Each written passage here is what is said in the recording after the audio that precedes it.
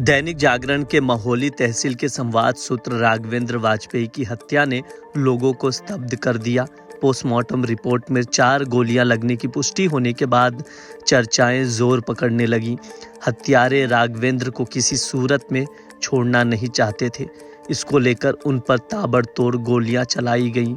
राघवेंद्र ने पिछले दिनों धान खरीद में गड़बड़ी को लेकर अभियान चलाते हुए गड़बड़ी उजागर की थी, जिसमें काफी लोगों की संलिप्तता सामने आई थी, जिसकी जांच चल रही थी।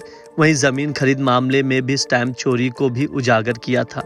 इसमें भी तहसील प्रशासन ने जांच कराई थी, जिसमें स्टैंप चोरी की पुष्टि होने पर कार्रवाई प्रचलित थी। राघवेंद्र ने धान खरीद और स्टैंप चोरी प्रकरण में जांच शुरू होने, जांच की धीमी गति और कार्रवाई न होने पर भी सवाल उठाए थे। इसको लेकर वो निशाने पर थे। राघवेंद्र ने कुछ साथियों से इन प्रकरणों को लेकर तनातनी की बात भी कही थी। धान खरीद में गड़बड़ी में उजागर किया गया था कि लेखपालों ने दूसरे सर्किल में धान की फसल का सत्यापन कर दिया। जिनके नाम जमीन नहीं थी, उनके नाम धान सत्यापन दर्शाया गया। जिस खेत में गन्ने का सर्वे था, उसमें धान दिखाया गया। लाखों रुपए का धान बिक्री कर भुगतान कर दिया गया। प्रकरण में एसडीएम ने कई लेखपालों को नोटिस जारी कर स्पष्टीकरण मांगा था। जांच तहसीलदार को सौंपी गई थी। इसकी जांच अभी चल रही थी।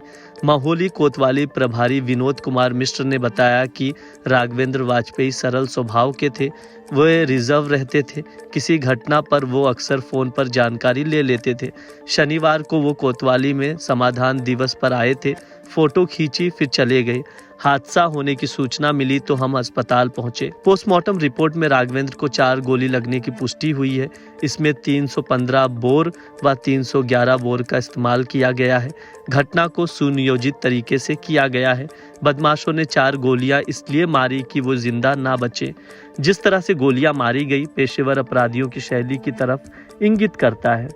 देखिए, दोपहर बाद लगभग 3:15 बजे के आसपास यह सूचना प्राप्त हुई कि नेशनल हाईवे पर जो सीतापुर की साइट है, हेमपुर ओवरब्रिज के ऊपर एक आरटीआई एक्टिविस्ट और दैनिक जागरण के स्थानीय पत्रकार राघवेंद्र वाजपेयी, उम्र लगभग 35 वर्ष की डेथ हो गई है। इस सूचना पर तत्काल थाना पुलिस पहुंची, अस्पताल भेजा गया। परिवारीजनों से वार्ता की जा रही है। इनसे तहरीर लेकर सुसंगत धाराओं में अभियोग पंजीकृत किया जा रहा है। हमारी 4 टीमें अभी लगी हुई हैं। सभी आसपास के सीसीटीवी कैमरे और इन सबको खंगाल रही हैं।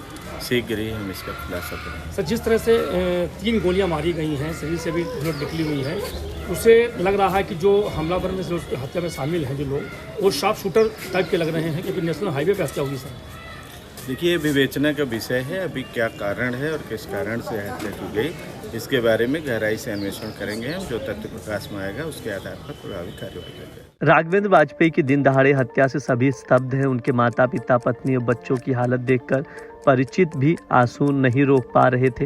राघवेंद्र के बड़े भाई विजेंद्र वाजपेयी की 15 वर्ष पहले ही मौत हो गई थी, जिसके बाद से सदमे से पिता महेंद्र वाजपेयी बीमार रहते थे।